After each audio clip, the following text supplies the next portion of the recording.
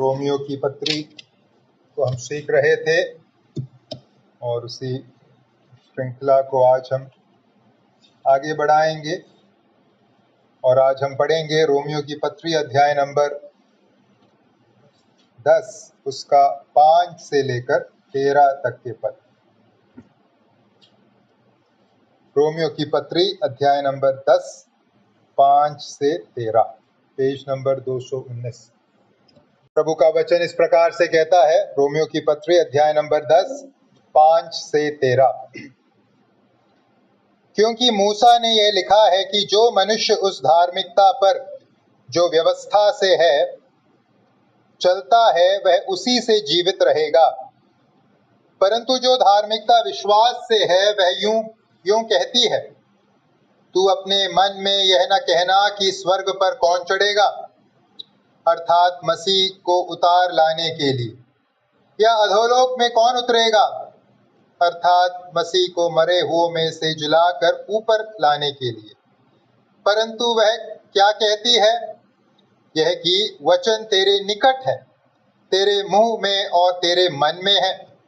यह वही विश्वास का वचन है जो हम प्रचार करते हैं कि यदि तू अपने मुंह से यीशु को प्रभु जानकर अंगीकार करे और अपने मन से विश्वास करे कि परमेश्वर ने उसे मरे हुओं में से जिलाया, तो तू निश्चय उद्धार पाएगा। क्योंकि धार्मिकता के लिए मन से विश्वास किया जाता है और उद्धार के लिए मुंह से अंगीकार किया जाता है। क्योंकि पवित्र शास्त्र यह कहता है, जो कोई उस पर विश्वास करेगा वह लज्जित न होगा। यहूदियों और यूनानियों में कुछ भेद नहीं, इसलिए कि वह सब का प्रभु है और अपने सब नाम लेने वालों के लिए उदार है। क्योंकि जो कोई प्रभु का नाम लेगा वह उद्धार पाएगा। प्रभु इन वचनों के माध्यम से आज हमसे बातें करें। प्रभु के नाम की महिमा हो। इन आयतों में हम जिस एक विषय के बारे में सीखते हैं वो है सुसमाचार।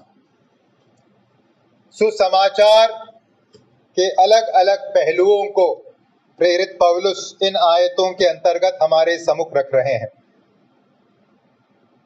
अगर आपको स्मरण है, जब हमने इस अध्याय की शुरुआत की थी, हमने कहा था कि पौलुस इस अध्याय में क्या कर रहे हैं, परमेश्वर के सर्वाधिकार और परमेश्वर द्वारा किए गए चुनाव के उस विषय से हटकर अब पौलुस इस अध्याय में 10वें अध्याय में मनुष्य के कर्तव्य और इस्राएल द्वारा परमेश्वर के तिरस्कार के विषय में बात कर रहे हैं। गए बार 10वें अध्याय के पहले 4 आयतों में से हमने सीखा क्यों इस्राएल ने प्रभु यीशु मसीह का तिरस्कार किया। हमने 3 बातें देखी। उनके अंदर जो धुन रहती थी वो वचन के मुताबिक नहीं थी। हमने सीखा कि उन्होंने गलत स्थान पर अपने विश्वास को रखा हुआ था और हमने देखा वचन के विषय में उनकी समझ सही नहीं थी। इस कारण उन्होंने क्या किया, उन्होंने परमेश्वर के वचन को, यीशु मसीह को उन्होंने समझा नहीं और यीशु मसीह को उन्होंने क्या कर दिया, रिजेक्ट कर दिया। यीशु मसीह का उन्होंने तिरस्कार कर दिया। और क्योंकि सुसमाचार का वास्ता पूर्णतः यीशु मसीह के साथ है, यीशु मसीह का तिरस्कार करने का अर्थ है उन्होंने सुसमाचार का तिरस्कार कर दिया और इस प्रकार से वो क्या हो गए, सदा के लिए नष्ट हो गए। आज इन आयतों के अंतर्गत 5 से 13 तक के पदों के अंतर्गत पौलुस हमारा ध्यान अब उस सुसमाचार की ओर लेकर जा रहे हैं। क्या है सुसमाचार जिसे यहूदियों ने नकारा और नष्ट हो गए। यीशु मसीह के सुसमाचार के अलग अलग पहलुओं को इन आयतों के अंतर्गत पौलुस प्रस्तुत कर रहे हैं। मैं आपके सामने इन आयतों में से सुसमाचार के विषय में 3 विशिष्टताओं को, खासियत को या विशेषताओं को प्रस्तुत करना चाहूंगा। सुसमाचार के विषय में 3 विशेषताएं। पहली विशेषता जो सुसमाचार के विषय में इन आयतों में हम सीख सकते हैं वो है सुसमाचार की विशिष्टता, यूनिकनेस ऑफ गॉस्पेल। सुसमाचार की विशिष्टता या सुसमाचार का अनोखापन। यीशु मसीह का सुसमाचार किस मायने में अनोखा है कि आप उसकी तुलना अन्य किसी कथित समाचार या अच्छे समाचार के साथ नहीं कर सकते।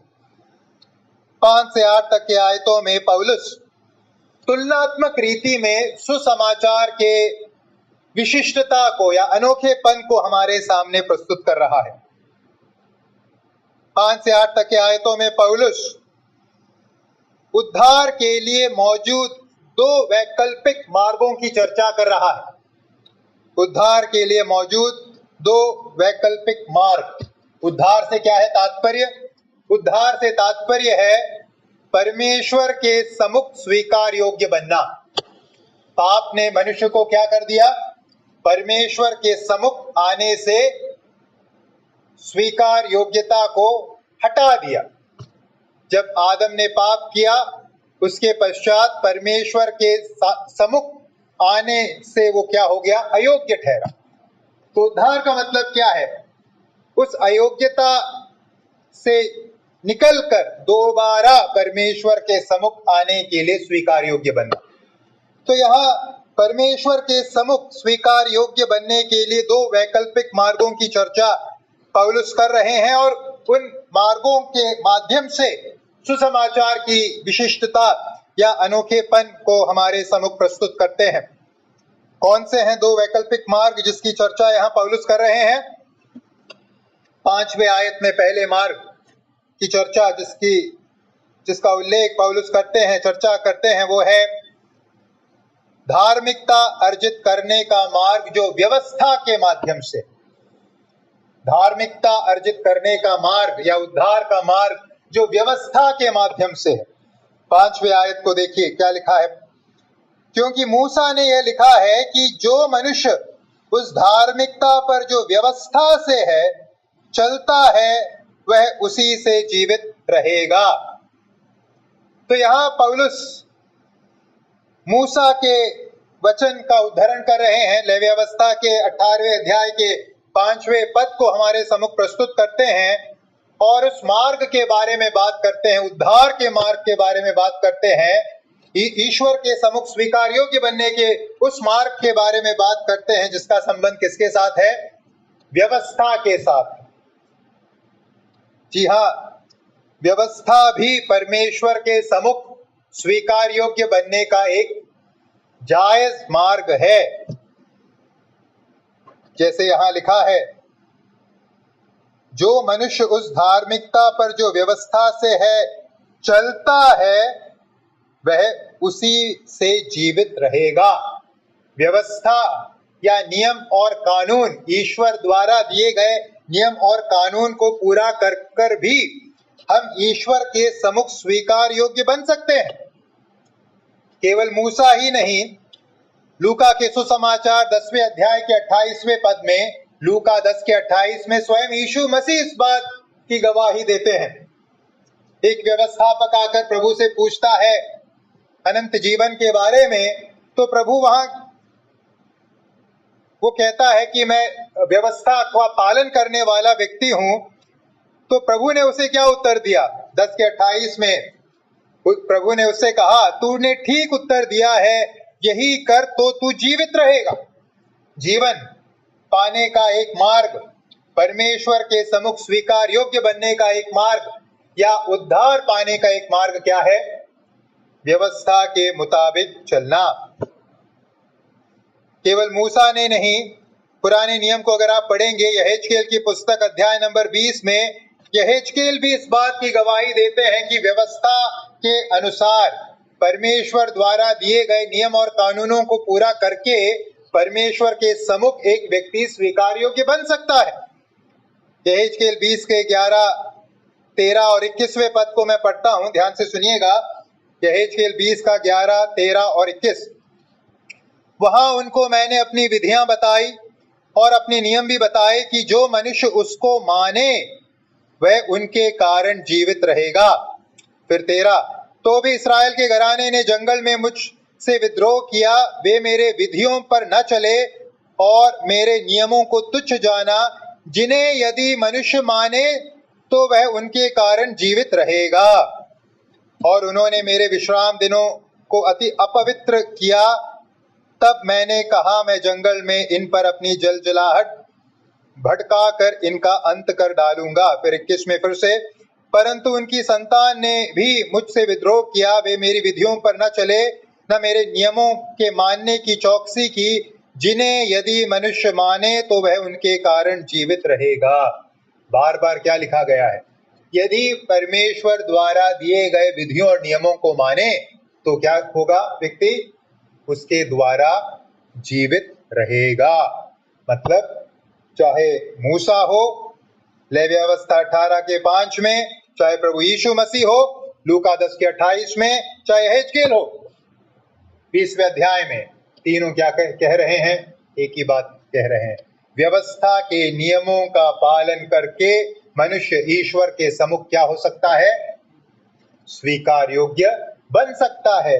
नियम और कानूनों को जो प्रभु ने दिया है उसका पालन करके हम परमेश्वर के सम्मुख स्वीकार योग्य बन सकते हैं। लेकिन एक समस्या है। क्या है व्यवस्था के साथ समस्या?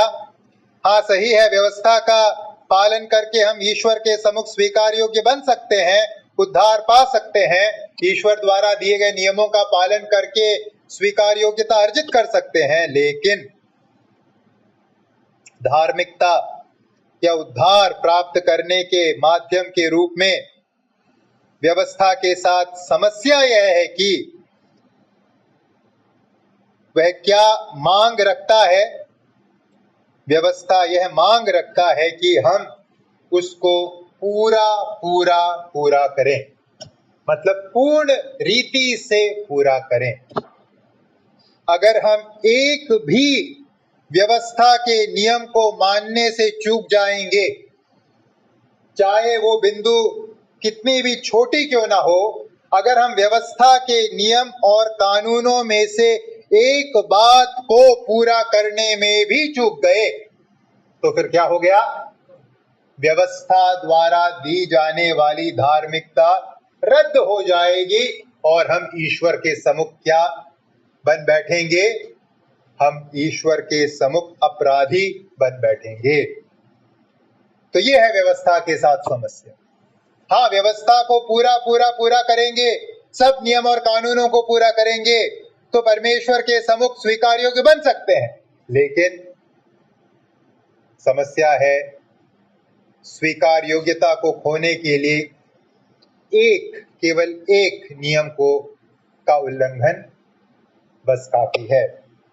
गलातियों की पत्री अध्याय नंबर 3 के 10 में पौलुस लिखते हैं, गलातियों की पत्री 3 का 10, इसलिए जितने लोग व्यवस्था के कामों पर भरोसा रखते हैं वे सब शाप के अधीन है, क्योंकि लिखा है, जो कोई व्यवस्था की पुस्तक में लिखी हुई सब बातों के करने में स्थिर नहीं रहता वह शापित। तो व्यवस्था, नियम और कानूनों को पूरा करके जो ईश्वर के सम्मुख स्वीकार योग्य बनने की कोशिश कर रहे हैं, उनके साथ समस्या क्या है? समस्या यह है कि जो कोई व्यवस्था की पुस्तक में लिखी हुई सब बातों के करने में स्थिर नहीं रहता वह व्यवस्था के मुताबिक क्या बन गया है? अपराधी, शापित, दंड के योग्य, गिल्टी बन गया है। याकूब भी इसी बात को याकूब की पत्री 2 अध्याय के 10वें आयत में लिखते हैं, याकूब 2 का 10, क्योंकि जो कोई सारी व्यवस्था का पालन करे, मतलब सारे नियम और कानूनों को पूरा करे, परंतु एक ही बात में चूक जाए तो वह सब बातों में दोषी ठहर चुका है। 99% आज्ञाओं को पूरी कर दी लेकिन आप एक में रह गए, क्या हो गए आप? बाकी 99 में आप क्या ठहर गए? दोषी ठहर गए, क्योंकि या तो आप पूरा पूरा पूरा करेंगे या तो आप पूरा पूरा पूरा नहीं करेंगे। पूर्ण रूप से या तो आपने पूरा किया या एक में भी छूट हो गई, गलती हो गई, तो पूर्ण रूप से आपने क्या कर दिया, न्याय का उल्लंघन व्यवस्था का उल्लंघन कर दिया। मतलब व्यवस्था का उल्लंघन करने के लिए आपको कितने नियमों का उल्लंघन करना है? केवल एक। लेकिन व्यवस्था को पूरा करने के लिए आपको कितने नियमों को पूरा करना है? सारे के सारे। ये है व्यवस्था के साथ मनुष्य के संबंध में धर्मी बनने के लिए समस्या। उल्लंघन करने के लिए, पूरे व्यवस्था का उल्लंघन करने के लिए केवल एक नियम तोड़ना है, लेकिन पूरे व्यवस्था का पालन करने के लिए सारे के सारे नियमों का पालन करना है। कौन कर सकता है ऐसे? कौन कर सकता है? तो देखिए, समस्या व्यवस्था के साथ नहीं है। व्यवस्था सिद्ध है, क्योंकि सिद्ध परमेश्वर ने व्यवस्था को दिया है। व्यवस्था किसकी है? नियम और कानून किसने दिया है? स्वयं ईश्वर ने दिया है। क्योंकि ईश्वर सिद्ध है, सृष्टिकर्ता परमेश्वर परफेक्ट है, सिद्धता में वास करता है, इसलिए परमेश्वर ने जो व्यवस्था दी है, नियम और कानून दिए हैं, वो भी क्या है? सिद्ध है। सचमुच अगर कोई उसका पालन कर ले तो जीवन पाएगा। लेकिन क्योंकि मनुष्य पापी है, क्योंकि मनुष्य पापमय है, इसलिए व्यवस्था के अनुसार धार्मिकता अर्जित करने के कोशिश को करने से पहले ही वो क्या हो गया है? अयोग्य ठहर चुका है, क्योंकि वो अपने आप में क्या है? पापमय। क्योंकि हम आदम की संतान हैं, इसलिए हम पापमय हैं, और इसलिए मुक्ति के मार्ग के रूप में व्यवस्था का पूरा करना मनुष्य जाति के सामने एक विकल्प के रूप में अब नहीं है। वो एक असंभव बात है मेरे लिए, आपके लिए। तो क्या हम कह सकते हैं इस मार्ग के बारे में, धार्मिकता का मार्ग जो व्यवस्था के अंत से संबंध रखता है, हम क्या कहें? हम कह सकते हैं व्यवस्था जो है, ईश्वर द्वारा दिए गए नियम और कानून परिपूर्ण है और धार्मिकता प्रदान करने के लिए सक्षम है, परंतु मनुष्य क्योंकि पापी है, वह व्यवस्था के माध्यम से धार्मिकता प्राप्त करने के लिए असमर्थ और अयोग्य दोनों है। व्यवस्था में कमी नहीं है, नियम और कानूनों में जो ईश्वर ने दिया उसमें कोई कमी नहीं है। कमी किसमें है?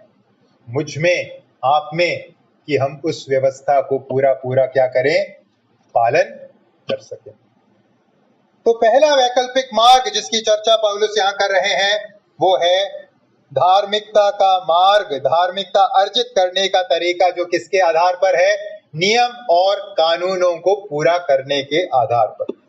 दूसरा जो वैकल्पिक मार्ग जिसकी चर्चा यहाँ पौलुस कर रहे हैं 6 से 8 तक के आयतों में, वो है धार्मिकता अर्जित करने का मार्ग जिसका संबंध विश्वास से है, मतलब सुसमाचार का मार्ग, परमेश्वर के सम्मुख स्वीकार योग्य बनने का मार्ग जिसका संबंध विश्वास से है। 6 से 8 तक के आयतों को अगर आप पढ़ेंगे, इस भाग को समझना काफी कठिन है। अलग अलग बाइबल शास्त्रियों के मध्य इन आयतों को लेकर अलग अलग प्रकार के मत हैं।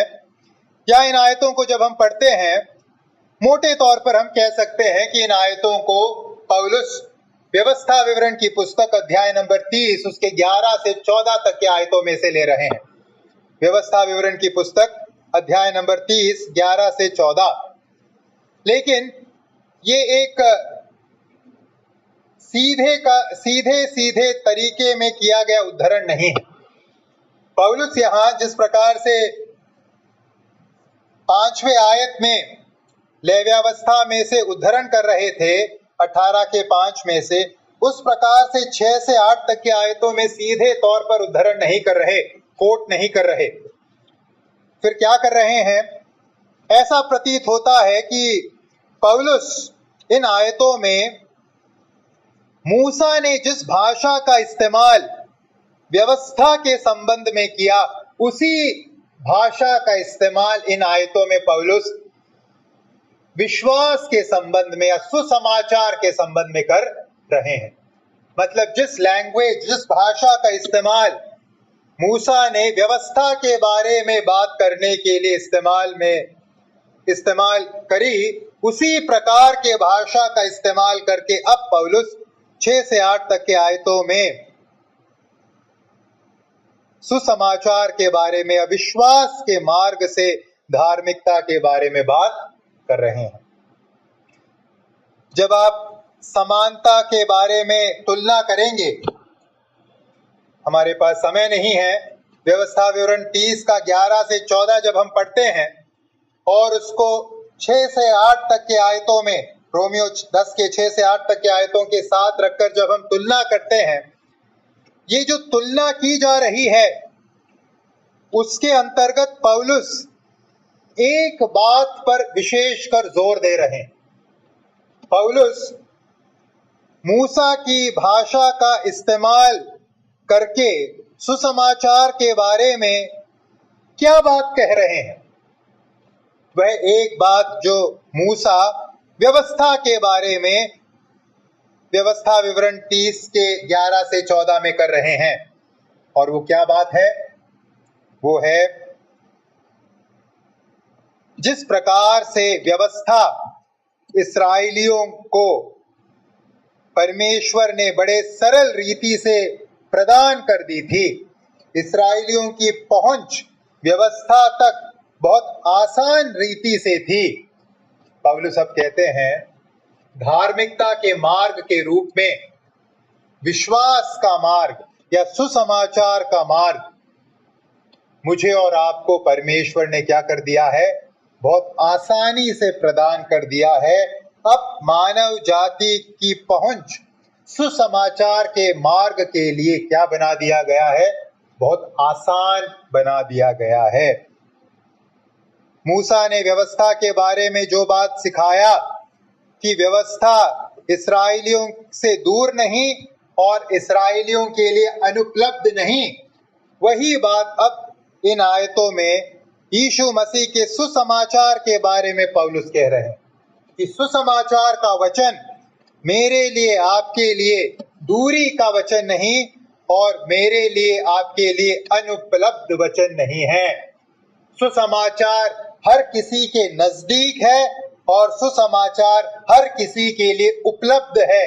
इन बातों को 6 से 8 तक के आयतों का इस्तेमाल करके पौलुस हमारे सम्मुख प्रस्तुत कर रहे हैं। जब यीशु मसीह संसार में आए और यीशु मसीह ने क्रूस पर अपना लहू बहाया, मृत्यु को अपनाया और तीसरे दिन मृतकों में से जी उठे, यीशु मसीह ने क्या किया? सुसमाचार को संपूर्ण मानव जाति के लिए क्या बना दिया? उपलब्ध बना दिया। उद्धार का मार्ग संपूर्ण मानव जाति के समीप लाकर परमेश्वर ने रख दिया है। अब हमें कुछ करने की जरूरत नहीं। अब हमें किसी प्रकार के मेहनत को, प्रयत्न को, कोशिश को करने की जरूरत नहीं। उद्धार के लिए जो कुछ करना था प्रभु यीशु मसीह ने कर दिया है और सुसमाचार के समाचार या वचन के संदेश के द्वारा मानव जाति के सम्मुख क्या कर दिया है? परोस दिया है। मान लीजिए, इस प्रकार से सोचिए, मानव जाति भूखा है, उद्धार की भूख है मानव जाति के अंतर्गत, लेकिन अब परमेश्वर ने क्या कर दिया है? यीशु मसीह के द्वारा उस भूख को मिटाने के लिए, उद्धार के उस प्यास को तृप्त करने के लिए जो भोजन तैयार करना था, उसे तैयार करके हमारे सामने उपलब्ध करा दिया है। अब हमें उस भोजन को बनाने के लिए कोई मेहनत नहीं करनी, केवल उस बनाकर तैयार भोजन को समीप रखे सुसमाचार रूपी भोजन को क्या करना है? ग्रहण मात्र करना है। ये है यहाँ पौलुस का कहना। यहाँ पौलुस किस एक बात पर जोर दे रहे हैं? सारा जोर इसी बात पर है कि मसीह और उसका सुसमाचार सभी लोगों के निकट है, सबके लिए उपलब्ध है और सबके आसान पहुंच पर है। किसी से दूर नहीं है यीशु मसीह का सुसमाचार। सबके लिए उपलब्ध है, सबके निकट है और सबके आसान पहुंच पर है यीशु मसीह का सुसमाचार। तो जो भाषा व्यवस्था के लिए मूसा ने इस्तेमाल में लाया, उस भाषा का इस्तेमाल पौलुस करके सुसमाचार और व्यवस्था के बीच के एक समानता को हमारे सम्मुख प्रस्तुत कर रहे हैं। लेकिन हमारे मुख्य बिंदु पर आइए। मुख्य बिंदु को के रूप में हमने क्या कहा? सुसमाचार की विशिष्टता, सुसमाचार का अनोखापन। उसे हम कैसे सीखते हैं? आप 8वें पद को जरा देखिएगा, रोमियो 10 का 8। मैंने कहा 6 से 8 तक के आयतों में पौलुस व्यवस्था विवरण 30 के 11 से 14 तक के आयतों में इस्तेमाल भाषा का बहुत ही एक समान रूप में इस्तेमाल कर रहे हैं, लेकिन एक बहुत बड़ा अंतर है। मैं उस अंतर की ओर आपका ध्यान आकर्षित करना चाहता हूं। अगर हो सके आप व्यवस्था विवरण 30 का 14 निकालिएगा और 10 के 8 पर भी अपने हाथ को रखिएगा, रोमियो 10 का 8। दोनों की तुलना कीजिएगा। ये जो तुलना जब हम करते हैं, तब हम सुसमाचार के मार्ग के विशिष्टता को या यीशु मसीह के सुसमाचार के अनोखेपन को देख सकते हैं।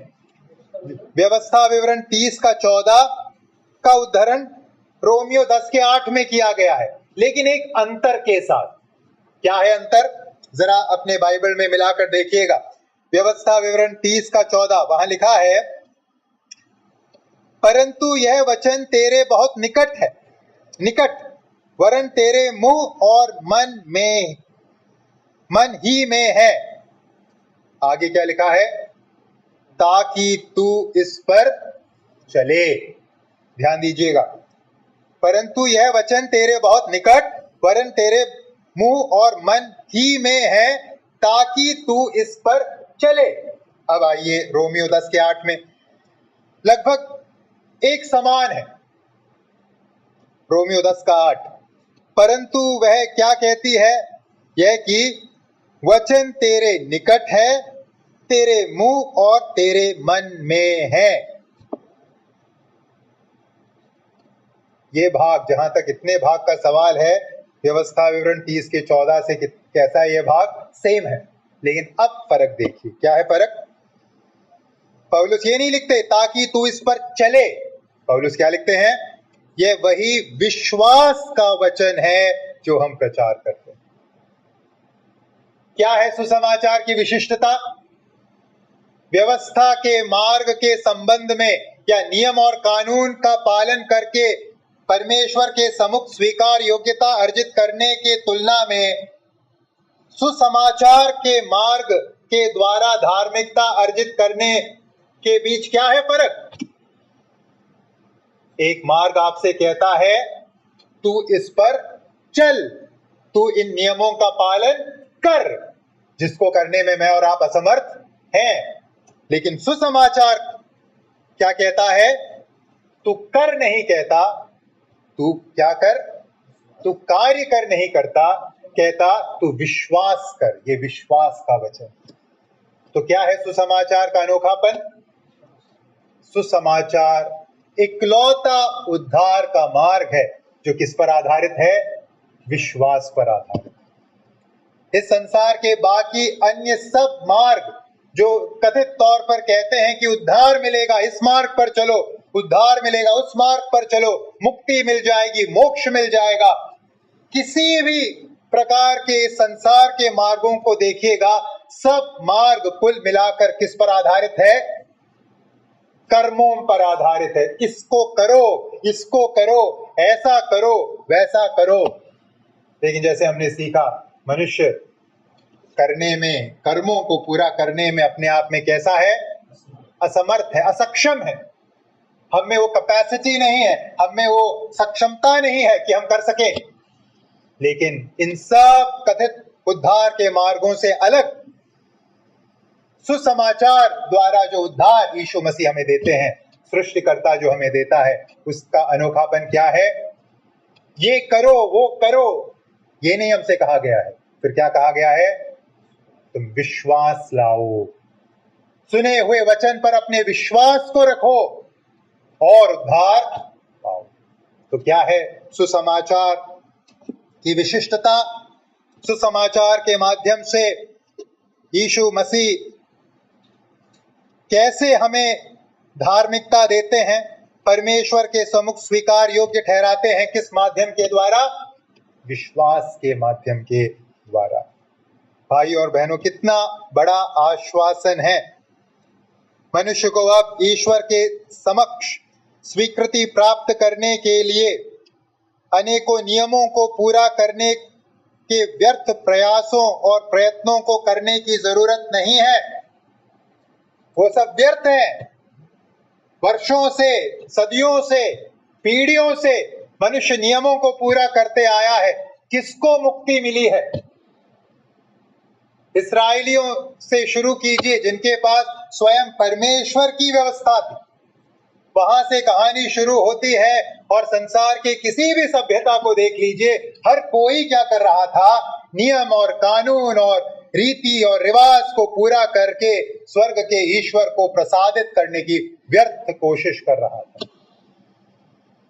लेकिन क्या मिला उन कोशिशों के चलते?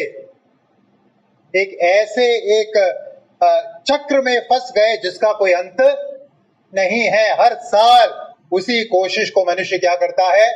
दोहराता है। फिर अगले साल फिर से वो दोहराता है, फिर अगले साल फिर से वो दोहराता है। क्योंकि आप लाख बार भी कार्यों को कर लें, आपके अंदर यह आश्वासन नहीं मिलेगा कि अब मुक्ति मिल चुकी है।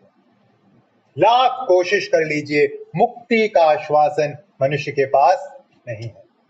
और इन सब कथित मार्गों से अलग ईश्वर द्वारा दिया गया सुसमाचार का मार्ग, जिसमें प्रभु कहते हैं अपने व्यर्थ प्रयत्नों को, प्रयासों को, कोशिशों को छोड़ो और मेरे पास विश्वास करके आओ, मैं तुम्हें अपनी धार्मिकता दूंगा और पिता के सम्मुख स्वीकार योग्य बनाऊंगा। ये है यीशु मसीह के संदेश की या सुसमाचार के संदेश की विशिष्टता। क्या हमने इस विशिष्टता को समझा है? क्या हमने व्यर्थ मार्गों को छोड़ दिया है, या अभी भी नियमों को बना रखे हैं कि कल ये करेंगे, अगले महीने ये करेंगे, उसके अगले महीने ये करेंगे, करते रहेंगे? या आपने वो पन्ना फाड़ कर फेंक दिया और विश्वास से यीशु मसीह के सुसमाचार को ग्रहण करके उद्धार पा लिया है? किस अवस्था में आप? यहां इस चेतावनी को जोड़ने की जरूरत है। यीशु मसीह पर विश्वास करने के उस कार्य को करने के बाद भी, या विश्वास करने के बाद भी, कार्य कहना ठीक नहीं होगा, यीशु पर विश्वास करने के बाद भी हम विश्वास के मार्ग को कर्मों के मार्ग में बदल सकते हैं। उस खतरे से भी आप अपने आप को बचाए रखिए। मसीही जीवन कर्मों का मार्ग नहीं है। कर्म है मसीही जीवन में, बिना कर्म के मसीही जीवन नहीं है, आगे हम सीखेंगे। लेकिन मूलतः मसीही जीवन कैसा है? विश्वास का जीवन।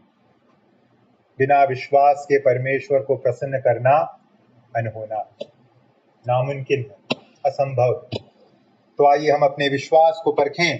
क्या हमने अपने प्रयत्नों, अपने कोशिशों, अपने कर्मों पर भरोसे को छोड़कर, उन्हें हटाकर यीशु मसीह को विश्वास से ग्रहण कर लिया है, या अब भी व्यर्थ कोशिश में पड़े हुए हैं? आइए हम अपने आप को परखें। तो पहली बात जो हमने सुसमाचार के विषय में सीखा वो है सुसमाचार की विशिष्टता। सुसमाचार इस संसार में इकलौता उद्धार का मार्ग है जो किस पर आधारित है? विश्वास, और केवल विश्वास। इफिसियों 2:8, क्योंकि विश्वास के द्वारा अनुग्रह ही से तुम्हारा उद्धार हुआ है, और यह कर्मों से नहीं। आइए हम इस बात को समझें, अंडरलाइन कर लें, हृदय में रख छोड़ें। दूसरी बात सुसमाचार के विषय में इन आयतों में जो हम सीखते हैं वो है सुसमाचार की विषय वस्तु। सुसमाचार की विषय वस्तु 9 और 10 पद। देखिए 8वें पद का अंत किस प्रकार से हुआ। 8वें पद के अंत में पौलुस ने कहा, यह वही विश्वास का वचन है, यही विश्वास का वचन है। 8वें आयत के अंत में पौलुस ने कहा। अब 9 और 10 में क्या कर रहे हैं पौलुस? विश्वास का जो यही वचन है उसको हमारे सामने प्रस्तुत कर रहे हैं। क्या है विश्वास का वचन? क्या विश्वास करना होगा उस धार्मिकता को अर्जित करने के लिए जो बिना कर्मों के ईश्वर हर विश्वास करने वाले को देने के लिए तैयार है। विश्वास की विषय वस्तु 9 और 10 पद में पौलुस बहुत ही सरल रीति से सुसमाचार में क्या शामिल है उन बातों को हमारे सम्मुख प्रस्तुत कर रहे हैं। 9 और 10 पद क्या है सुसमाचार में शामिल बातें? क्या विश्वास करें? सुसमाचार पर विश्वास करने से क्या विश्वास करना है, मतलब उस बात का खुलासा 9 और 10 पद में पौलुस कर रहे हैं। क्या लिखा है 9 और 10 में? कि यदि तू अपने मुंह से यीशु को प्रभु जानकर अंगीकार करे और अपने मन से विश्वास करे कि परमेश्वर ने उसे मरे हुओं में से जिलाया, तो तू निश्चय उद्धार पाएगा, क्योंकि धार्मिकता के लिए मन से विश्वास किया जाता है और उद्धार के लिए मुंह से अंगीकार किया जाता है। यहाँ सुसमाचार के विषय वस्तु के अंतर्गत पौलुस 2 मुख्य बातों को प्रस्तुत कर रहे हैं। 2 मुख्य बातें कौन कौन सी बातें हैं? सर्वप्रथम यीशु मसीह की पहचान और दूसरा यीशु मसीह का कार्य। यीशु मसीह की पहचान और यीशु मसीह द्वारा पूरा किया गया कार्य, ये दोनों मिलकर सुसमाचार बनता है। अगर मुझे और आपको किसी से सुसमाचार बांटना है तो उसमें ये 2 बातें होनी चाहिए। यीशु मसीह कौन है, यीशु मसीह की पहचान, और यीशु मसीह ने क्या किया, कौन सा कार्य पूरा किया। इन दोनों बातों से मिलकर बनता है सुसमाचार का वचन या विश्वास का वचन। आइए हम इन 2 पहलुओं को देखें, लेकिन इन 2 पहलुओं को देखने से पहले एक शब्द अंगीकार करने के विषय में, विश्वास करने के विषय में। 9 और 10 पद को जब हम पढ़ते हैं, अंगीकार करना, विश्वास करना, ये शब्द दोहराए गए हैं दोनों आयतों में। 9वें आयत में और 10वें आयत में पौलुस इन 2 शब्दों को दोहरा रहे हैं। जब हम पढ़ते हैं अंगीकार कर, मुंह से अंगीकार कर, मन से विश्वास कर, हमें गलती नहीं करनी। किस बात को लेकर गलती? हमें ऐसा नहीं समझना कि अंगीकार करना और विश्वास करना 2 अलग अलग बातें हैं। ये गलती हमें नहीं करनी। अंगीकार करना और विश्वास करना 2 अलग अलग बातें नहीं हैं, एक ही सिक्के के 2 अलग अलग पहलू हैं, संग जाने वाली 2 बातें हैं। मुंह से अंगीकार करना हृदय से विश्वास करने का भाग है। मुंह से अंगीकार करना हृदय से विश्वास करने का भाग है, दोनों संग जाते हैं।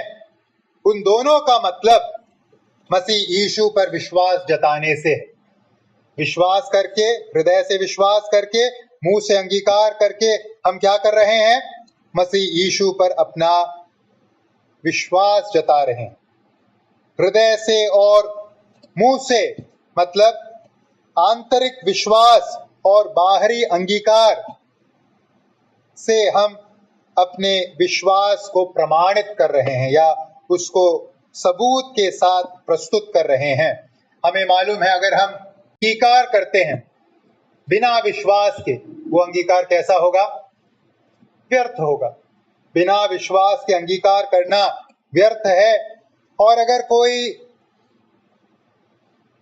विश्वास करता है लेकिन अंगीकार करने से कतराता है तो फिर उसका विश्वास कैसा है? झूठा है, नकली है, डुप्लीकेट। तो विश्वास करना और अंगीकार करना दोनों बहुत ही इस प्रकार से जुड़े हुए हैं कि आप दोनों को अलग नहीं कर सकते। इसलिए जब इन वचनों को पढ़ते हैं, कृपया करके मुंह से अंगीकार करना और हृदय से मन से विश्वास करने को अलग अलग बातों के रूप में न समझिएगा। दोनों एक ही पहलू को दर्शाता है कि हम यीशु मसीह को विश्वास करके क्या करें, ग्रहण करें। अब आइए हम सुसमाचार के दोनों पहलुओं को एक बार देखें। हमने कहा सुसमाचार के विषय वस्तु के अंतर्गत कम से कम दो पहलू हैं। पहली बात, यीशु मसीह की पहचान। क्या है यीशु मसीह की पहचान, जिसे सुसमाचार के अंतर्गत हमें विश्वास करना है, अंगीकार करना है? 9वें आयत के पहले भाग में, यदि तू अपने मुंह से यीशु को प्रभु जानकर अंगीकार करे, तो क्या है, किस पहचान को, यीशु मसीह से संबंध रखने वाले किस पहचान को सुसमाचार के अंतर्गत हमें ग्रहण करना है? कौन है यीशु मसीह? प्रभु। प्रभु, यहां जो प्रभु शब्द है उसका इस्तेमाल पुराने नियम, देखिए पुराने नियम को किस भाषा में लिखा गया? किस भाषा में? इब्रानी, हिब्रू। लेकिन इस्राएल के इतिहास को देखेंगे, यहूदियों के इतिहास को देखेंगे, वो क्योंकि प्रवास में चले गए थे, तितर बितर हो गए थे अपने पाप के कारण, बहुत ही शीघ्र उन्होंने अपने मातृभाषा को क्या कर दिया, एक तरीके से भुला दिया। तब व्यवस्था का ज्ञान देने के लिए यहूदियों ने क्या किया, पुराने नियम को उन्होंने यूनानी भाषा में अनुवाद किया, जिसको हम LXX या सेप्टुअजिंट के नाम से जानते हैं। अगर आप कहीं भी सेप्टुअजिंट पढ़ेंगे या LXX पढ़ेंगे, LXX मतलब 70 पढ़ेंगे, तो उसका अर्थ क्या है, कैसे समझे आप? पुराना नियम का यूनानी अनुवाद, पुराने नियम का ग्रीक अनुवाद। नए नियम को किस भाषा में लिखा गया है? यूनानी भाषा में लिखा गया है। तो LXX जो पुराने नियम का यूनानी अनुवाद है, वहां जो याहवे शब्द है, हम यहोवा शब्द इस्तेमाल नहीं करते। क्यों? क्योंकि वैसा कोई शब्द है ही नहीं। पुराने नियम के इब्रानी भाषा में यहोवा नहीं लिखा, केवल वहां व्यंजन लिखे हैं, स्वर नहीं दिया गया। तो जब यूनानी भाषा में उसका अनुवाद किया गया, जहां जहां ये प्रभु या ईश्वर के लिए स्वर लिखे गए, व्यंजन लिखे गए थे स्वर के बिना, उसको यूनानी भाषा में क्या अनुवाद कर दिया गया? प्रभु, प्रभु शब्द में अनुवाद कर दिया गया। तो पुराने नियम को अगर आप पढ़ेंगे, यूनानी भाषा के पुराने नियम को, पिता परमेश्वर के लिए, सृष्टिकर्ता के लिए जो शब्द का इस्तेमाल किया गया है वो है प्रभु। कहा गया है कि पुराने नियम में लगभग 7,000 टाइम्स, 7,000 बार परमेश्वर को प्रभु शब्द से यूनानी अनुवाद में प्रस्तुत किया गया है। अब जब नए नियम में आते हैं, यही प्रभु शब्द का इस्तेमाल किसके लिए किया जा रहा है? यीशु मसीह के लिए किया जा रहा है। पुराने नियम में ईश्वर के लिए, पिता के लिए जिस प्रभु शब्द का इस्तेमाल 7,000 बार किया गया, अब नए नियम में जो यूनानी भाषा में ही लिखा है, उसे यीशु मसीह के लिए किया जा रहा है। तो क्या समझे? पुराने नियम में जो पिता है, जो ईश्वर है, जो प्रभु है, वो कौन है नए नियम में? यीशु मसीह। दोनों कौन है? एक बराबर। लेकिन बहुत रुचिमय बात क्या है, नए नियम में प्रभु शब्द 717 बार इस्तेमाल किया गया है। 717 बार। उसमें से लगभग 700 बार ये शब्द किसके लिए इस्तेमाल किया गया है? यीशु मसीह के लिए इस्तेमाल किया गया है। और यीशु मसीह के लिए उद्धारकर्ता शब्द, सेवियर, छुटकारा देने वाला, उद्धारकर्ता शब्द कितने बार इस्तेमाल किया गया नए नियम में? केवल और केवल 10 बार। केवल और केवल 10 बार। मतलब उद्धारकर्ता के रूप में यीशु को नए नियम में कितने बार बुलाया गया है? 10 बार। और प्रभु के रूप में कितने बार बुलाया गया है? 700 बार। और जहां भी उद्धारकर्ता और प्रभु संग आया है वहां क्रम क्या है? प्रभु और उद्धारकर्ता, प्रभु और उद्धारकर्ता, पहले प्रभु फिर उद्धारकर्ता। तो इन सब आंकड़ों से हम क्या समझें?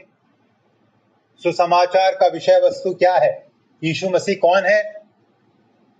यीशु मसीह प्रभु है, यीशु मसीह ईश्वर है, यीशु मसीह सृष्टिकर्ता परमेश्वर है। तो यीशु को प्रभु जानकर अंगीकार करने से क्या है तात्पर्य? यीशु को प्रभु जानकर अंगीकार करने से तात्पर्य है यह स्वीकारना कि यीशु एक और एकमात्र सच्चा ईश्वर है, जो अपने स्वभाव में, पवित्रता में, सर्वाधिकार में, सामर्थ्य में, महिमा में, अनंतता में परमेश्वर के समान है, परमेश्वर के समान।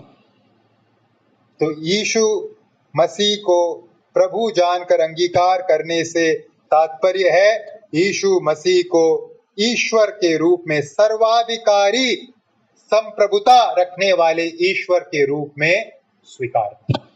यह है सुसमाचार का पहला भाग। यीशु को प्रभु जानकर अंगीकार करने का और एक पहलू है। वो क्या है पहलू?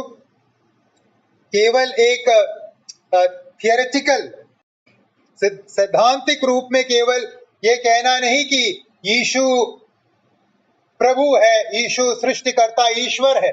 ये बात तो शैतान भी अंगीकार करता है। शैतान और शैतान के जो दुष्ट सेना है वो भी इस बात को अंगीकार करते हैं कि यीशु कौन है? सृष्टिकर्ता ईश्वर है। लेकिन जब हम उद्धार के लिए सुसमाचार के अंतर्गत यीशु को प्रभु जानकर अंगीकार करते हैं, उसका और एक पहलू है। वो क्या है? यीशु को सच्चे ईश्वर के रूप में स्वीकार करके अपने जीवन को बिना किसी रोक टोक, बिना किसी शर्त के इस प्रभु के अंतर्गत सौंप देना और अपने मालिक के रूप में स्वीकार करना, अपने मालिक के रूप में। यीशु मसीह मेरा प्रभु है, यह है सुसमाचार का पहला भाग। यीशु मसीह प्रभु है केवल कहना से काम नहीं चलेगा। यीशु मसीह मेरा प्रभु है, मतलब मैं अपने जीवन का स्वामित्व अब किसको सौंपता हूं? यीशु मसीह को सौंपता हूं। वो है मेरा अधिकारी, वो है मेरा मालिक, वो है मेरा राजा। अब जो वो कहेगा, जो वो देगा, जैसा वो रखेगा, जहां वो भेजेगा, मैं क्या करूंगा? नम्रता से उसे ग्रहण करूंगा, उसे पूरा करूंगा। ये है सुसमाचार की मांग। कभी कभी सुसमाचार को लोग बहुत हल्का बना देते हैं, कोई जिम्मेदारी नहीं। वो यीशु को अपने उद्धारकर्ता के रूप में ग्रहण कर लो, काफी है। हाँ, हम भी विश्वास करते हैं, हम भी विश्वास करते हैं यीशु हमारे लिए क्रूस पर मरा, गाड़ा गया, तीसरे दिन जी उठा, हम विश्वास करते हैं। खत्म कहानी नहीं, कहानी खत्म नहीं हुई। यीशु को प्रभु जानकर अंगीकार कीजिए, अपने जीवन का स्वामित्व प्रभु को सौंपिए। वो ही इकलौता, एकमात्र, सच्चा, सामर्थी, अनंत काल में वास करने वाला ईश्वर है, इस बात को मानिए और अपने जीवन को सौंपकर प्रायोगिक दृष्टि से दर्शाइए। आइए हम अपने आप से पूछें, क्या हमने यीशु को अपने प्रभु के रूप में अंगीकार कर लिया है? क्या सौंप दिया है जीवन का अधिकार? क्या अभी भी किंतु परंतु इसमें सब अभी भी उलझ रहे हैं? इसका मतलब क्या? हमने यीशु को समझा नहीं है। अगर कलेक्टरेट से कोई संदेश लेकर आए कि कलेक्टर साहब बुला रहे हैं, एसपी साहब बुला रहे हैं, आप क्या बोलेंगे? अभी नहीं, अभी टाइम नहीं है बोलेंगे क्या? अभी मैं कुछ कर रहा हूं, अभी नहीं आ सकता बोलेंगे? अभी फुर्सत नहीं है बोलेंगे? नहीं, आप बुलाने वाले की पहचान समझ लेंगे तो फिर आप जो भी कर रहे हैं वो छोड़कर वहां पहुंच जाएंगे। क्यों फिर हम किंतु परंतु करते हैं प्रभु के संबंध में? क्योंकि हमने समझा नहीं यीशु कौन है। और सुसमाचार के अंतर्गत हमें समझाना है लोगों को कौन है यीशु। इकलौता एकमात्र ईश्वर, प्रभु, सर्वाधिकार रखने वाला परमेश्वर। दूसरी बात सुसमाचार के विषय वस्तु के रूप में यहाँ पौलुस जो प्रस्तुत करते हैं, पहली बात का वास्ता यीशु के पहचान के साथ है। दूसरी बात का वास्ता किसके साथ है? 9वें और 10वें आयत में 2 बार हम पढ़ते हैं, मन से विश्वास करे कि परमेश्वर ने उसे मरे हुओं में से जिलाया। यीशु मसीह मरे हुओं में से क्या हो उठा? जी उठा।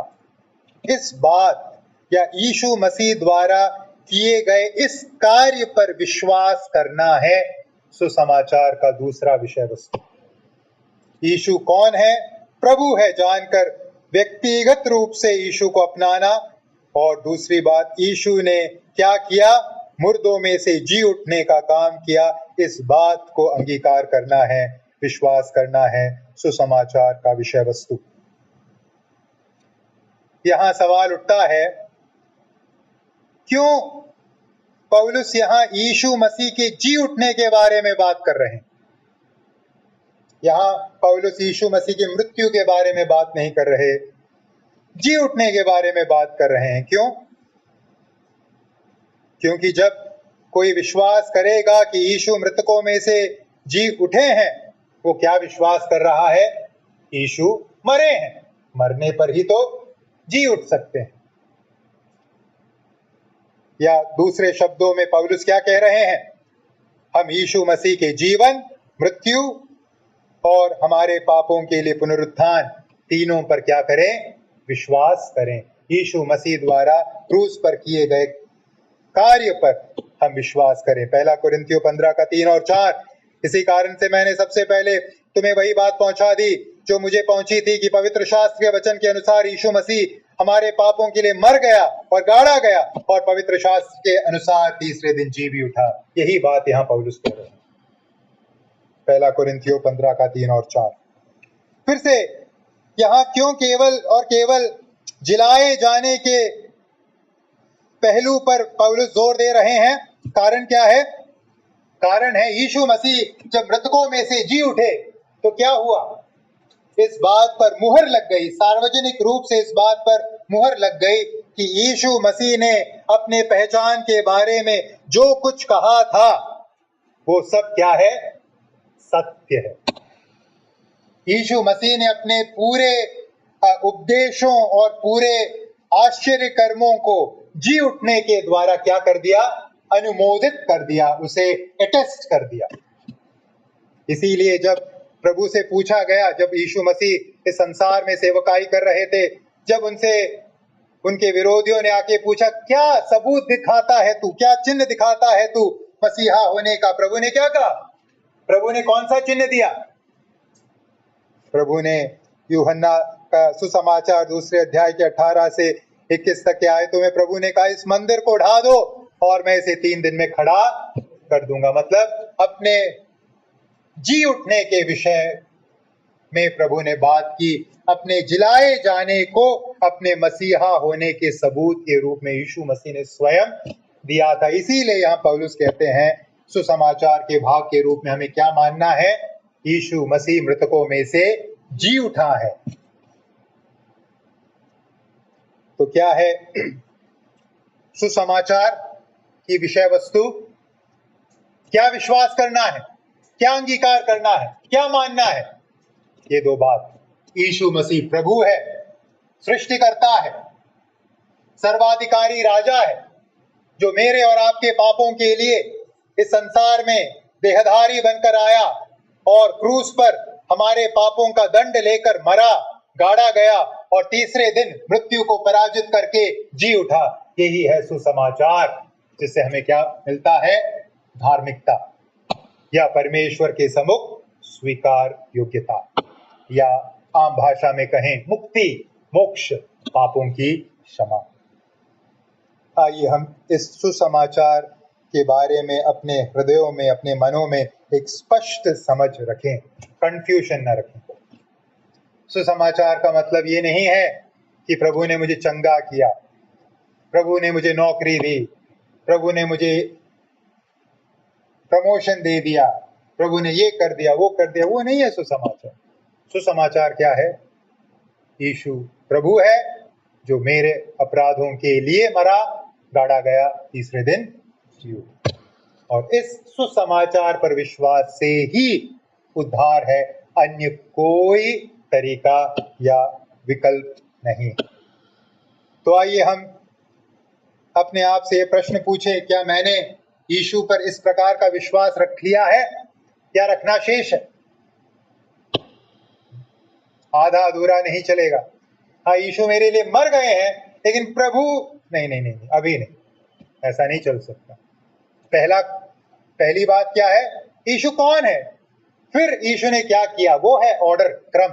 अगर यीशु केवल मनुष्य मात्र होते तो फिर जी उठने की बात ही नहीं होती, सुसमाचार ही नहीं होता।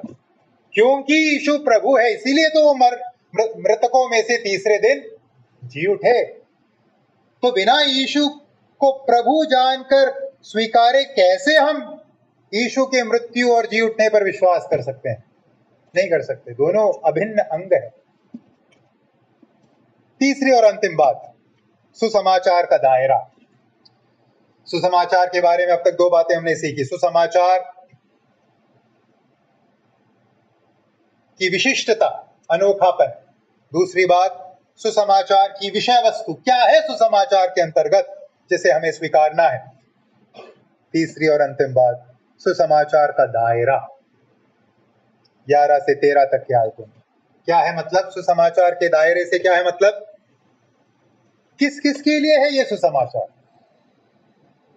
यीशु मसीह को प्रभु जानकर अंगीकार करके, यीशु मसीह मेरे पापों के लिए मनुष्य बनकर संसार में आए, क्रूस पर मरे, गाड़े गए, तीसरे दिन मृतकों में से जी उठे, यह विश्वास करने से किस किस को उद्धार मिलेगा? किस किस पर यह सुसमाचार के द्वारा उद्धार पाना लागू होता है? हमें मालूम है, जब हमें संसार की ओर नजर फेरते हैं, जो अलग अलग कथित उद्धार के मार्ग हैं, उसका वास्ता किसी न किसी समूह के साथ। ये समूह ऐसा विश्वास करता है, ये समूह ऐसा विश्वास करता है, ये जाति का विश्वास इस प्रकार का है, उन लोगों का विश्वास उस प्रकार का है। हर किसी ने अपने लिए मानो एक उद्धार का मार्ग तैयार कर दिया। लोकल मार्ग है, स्थानीय मार्ग। जब मैं छोटा था तब मैं इस बात को मैं सोचता था, अगर हम भारत के परंपरा के अनुसार उद्धार पाना चाहे तो एक अमेरिका का एक गरीब किसान कैसे उद्धार पाएगा? वो कहां से पैसा लाएगा? कैसे फ्लाइट में चढ़कर यहां आकर उद्धार पाएगा? या अंटार्कटिका में रहने वाला कैसे आएगा एस्किमो? ये एक लोकल मार्ग है ना, लेकिन जो दूर रहता है उसके लिए। तो उद्धार की विशेषता हमने क्या सीखी? मूसा के भाषा का इस्तेमाल करके पौलुस ने क्या कहा? सुसमाचार निकट है, उपलब्ध है, सबके लिए है, किसी से दूर नहीं है। लेकिन इस संसार में जो मुक्ति के मार्ग बताए गए हैं वो बहुत लोगों से क्या है? दूरी पर है। उसके लिए आपको बहुत यात्रा करनी पड़ेगी, शायद आपके पास पैसा भी नहीं होगा उतनी यात्रा करके जाने के लिए, किराया भरने के लिए, या तो आपके पास ज्ञान नहीं। लेकिन इन सब से अलग सुसमाचार का मार्ग, उसका दायरा क्या उत्तर देते हैं 11 से 13 में? किस किस पर लागू होता है सुसमाचार का मार्ग, विश्वास का मार्ग? 11, 12, 13 आइए पढ़ें। क्योंकि पवित्र शास्त्र यह कहता है, ध्यान दीजिए, जो कोई उस पर विश्वास करेगा वह लज्जित न होगा। किस किस के लिए है सुसमाचार का मार्ग? जो कोई। 12 में, यहूदियों और यूनानियों में कुछ भेद नहीं। आप चाहे यहूदी हो, चाहे आप यूनानी हो, चाहे भारत के हो, चाहे अमेरिका के हो, कहीं के भी आप क्यों ना हो, कोई भेद नहीं। 13 में, क्योंकि जो कोई प्रभु का नाम लेगा वह उद्धार। तो सुसमाचार का दायरा, क्या कहें सुसमाचार के दायरे के बारे में? किस किस के लिए है? हर कोई, हर किसी के लिए, चाहे आप किसी भी जाति के हों, भाषा के हों, बोली के हों, धर्म के हों, देश के हों, आप अगर मनुष्य हो तो आप पर सुसमाचार क्या होता है? लागू होता है। कोई भेदभाव नहीं, किसी प्रकार का कोई अंतर नहीं। प्रभु 12 में जैसे हम पढ़ते हैं, यहूदी और यूनानियों में कुछ भेद नहीं, इसलिए कि वह सबका प्रभु है और अपने सब नाम लेने वालों के लिए उदार। जो यीशु मसीह का नाम लेगा, जो यीशु को प्रभु जानकर अंगीकार करके यीशु के क्रूस के कार्यों पर विश्वास करेगा, वो क्या पाएगा? उद्धार पाएगा। जिस प्रकार से प्रभु ने सूरज किस किस के लिए बनाया? सबके लिए बनाया। प्रभु ने बारिश किस किस के लिए बनाई? हर किसी के लिए बनाई। उसी प्रकार से प्रभु ने सुसमाचार किस किस के लिए दिया? हर किसी के लिए दिया, और हर किसी को विश्वास करने के लिए हृदय भी दिया। अब हमें क्या करना है? हमें विश्वास करना है। यीशु प्रभु है और उसने मेरे पापों के लिए कीमत चुका दी है, मृत्यु को उठा लिया है और तीसरे दिन जी उठा है।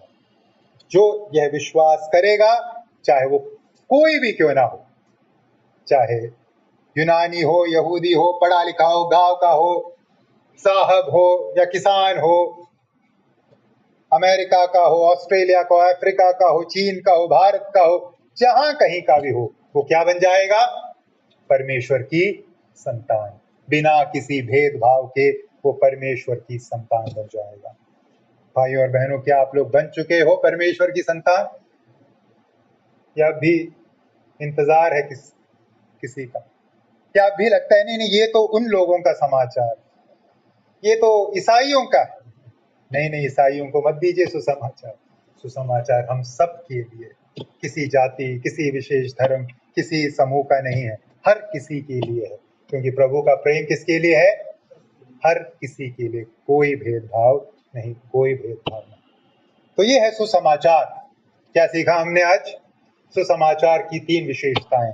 सबसे पहली बात, सुसमाचार का अनोखापन, विशिष्टता। क्या है अनोखापन? क्या है विशिष्टता? संसार के सब मार्ग, कथित मार्ग, उद्धार के कथित मार्ग क्या कहते हैं? कर्म करो, कर्म करो, कर्म करो। सुसमाचार क्या कहता है? विश्वास करो, कर्म छोड़ो, विश्वास करो, कर्म छोड़ो, विश्वास करो। दूसरी बात हमने क्या सीखी? सुसमाचार की विषय वस्तु क्या है? सुसमाचार के अंतर्गत क्या विश्वास करना है, क्या अंगीकार करना है? यीशु प्रभु है, ईश्वर है, जो मनुष्य बनकर इस संसार में आया और क्रूस पर उद्धार का कार्य पूरा किया, मरा, पापों का दंड पूरा करके गाड़ा गया और तीसरे दिन जी उठा। और तीसरी बात, सुसमाचार का दायरा किस किस के लिए? सुसमाचार सबके लिए, कोई भेदभाव नहीं, हर पापी के लिए है सुसमाचार। इसलिए क्या करें? किस किस को बताएं यीशु के बारे में? प्रभु का सुसमाचार किसके लिए है? हर किसी के लिए। वो किसी ईसाई के लिए नहीं है, मनुष्य के लिए, मानव जाति के लिए, क्योंकि ईश्वर किसका ईश्वर है?